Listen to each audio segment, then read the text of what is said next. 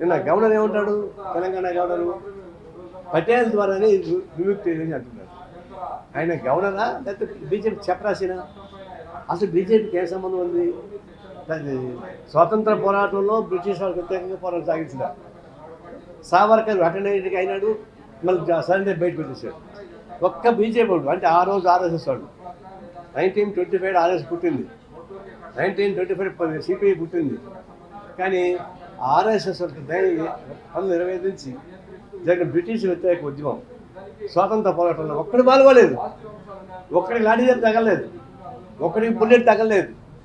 కానీ 4,500,000 మంది పోగొట్టుకున్న కమ్యూనిస్టులు ప్రజలు ఉద్యమాలు అభివృద్ధి కాదని వాళ్ళు బ్రిటిష్ వాళ్ళు సపోర్ట్ చేశారు. నిజాం నవాబ్ జరిగింది. నిజాం రాజశేఖర్ పరిపాలన కుదించాలి. ఆర్ఎస్ఎస్ పాల్గొనడం ఏమన్నా? పాల్గొలేదు. ఆర్ఎస్ఎస్ పాల్గొలేదు. అంటే తెలంగాణ ఉద్యమానికి వాళ్ళు పాల్గొలేదు, స్వతంత్ర పోరాటమే పాల్గొలేదు. పైపేసి వాళ్ళకు బ్రిటిష్ తొత్తులుగాను నిజాం నవాబ్ తొత్తులుగా వచ్చినటువంటి బానిసలు చేశారు. వాళ్ళు ఇప్పుడు అదృష్టం కొద్దో దురదృష్టం కొద్దో మనకు దేశాధికారికి వచ్చారు. వీళ్ళు గవర్నర్ని అప్పగిస్తున్నారు. ఎవరిని అప్పగిస్తున్నారు? నాన్ పొలిటికల్ అప్పగించాలా, ఫస్ట్ ఆర్ఎస్ఎస్ వాళ్ళని అప్పగిస్తున్నారు.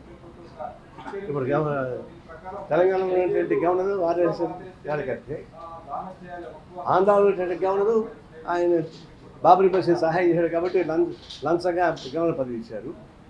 ఇంకొక ఆయనకి రాజ్యసభ పదవి ఇచ్చారు. ఇప్పుడు తమిళనాడు గవర్నరు, కేరళ గవర్నరు అచ్చగా ఆర్ఎస్ఎస్ కార్యకర్త. అసలైన తొలి వెలుగు. ఫాలో వాట్సాప్ @తొలి వెలుగు official.